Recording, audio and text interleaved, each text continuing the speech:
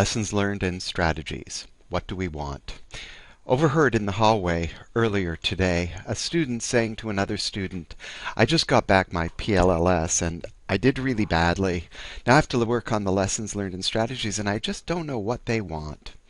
So I thought I'd like to help that student out and all students who feel they don't know what we want for the lessons learned and strategies.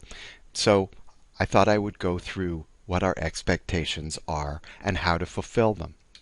To meet expectations, you really have to focus on 5 basic elements. 1, you have to focus on yourself, not the team.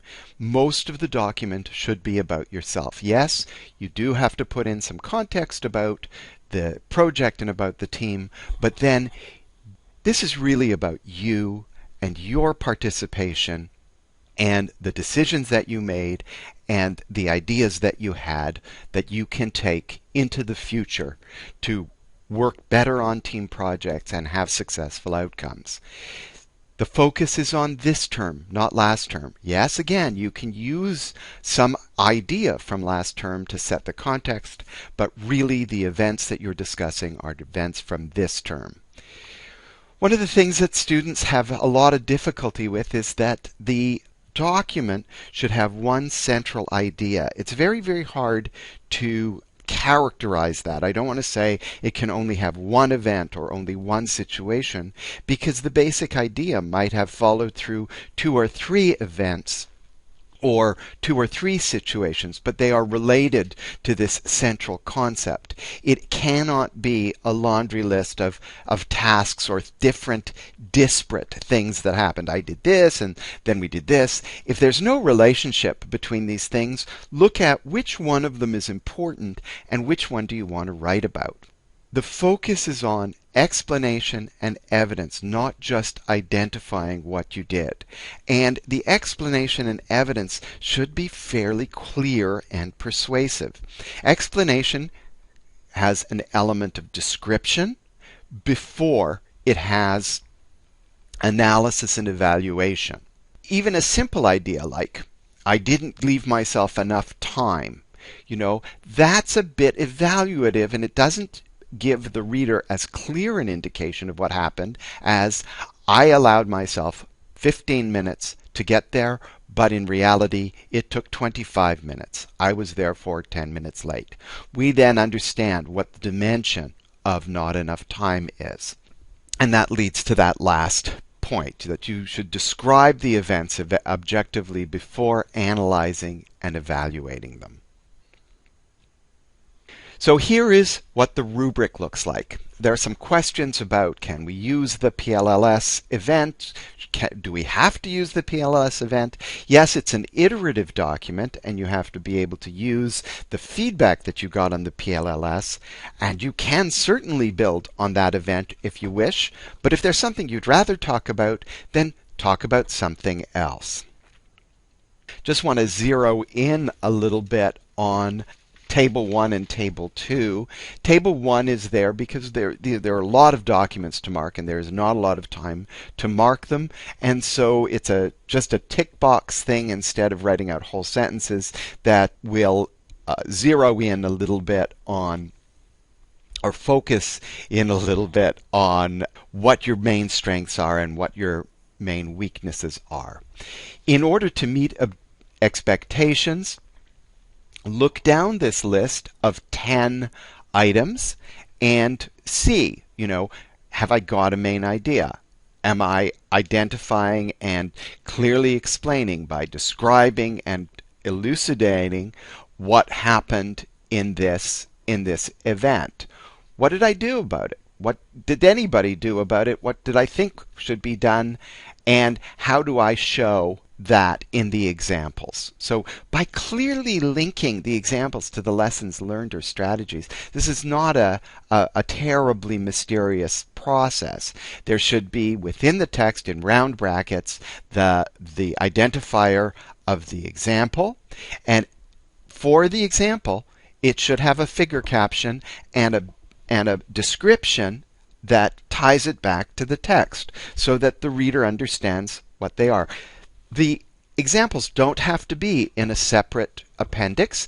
They can be in the body of the document as well. Your writing at this point should be very good. Nobody lost any marks for mistakes in writing for the PLLS, but for this one, we are expecting it to be at a very high quality. I know one of the things that really helps is to have an example. And I know that one of the problems with examples is that sometimes students use them too closely.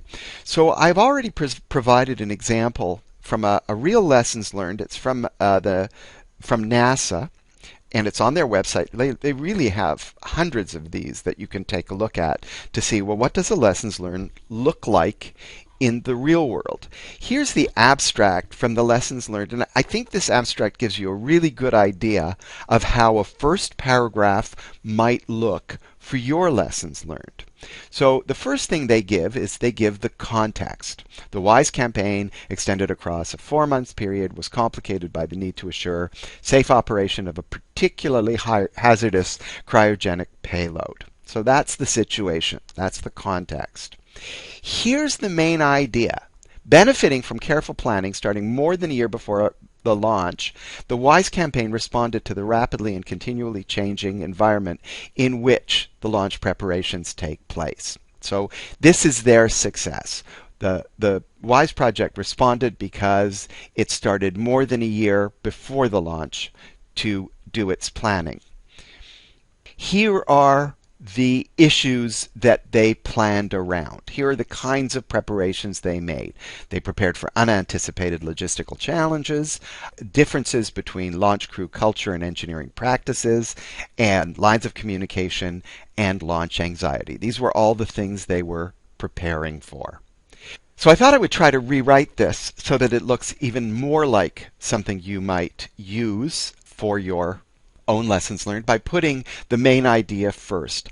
I could have made it even better if I had related success to the ability to respond to the rapidly and continually changing environment, but you can always make something better. So take a look at this, and it might give you an idea of the kind of writing that we're expecting. Take a look at the whole NASA lessons learned, and I think you'll get a really good idea. The difference, of course, is that the NASA lessons learned focuses on the team, but you have to focus on your role, not just the team.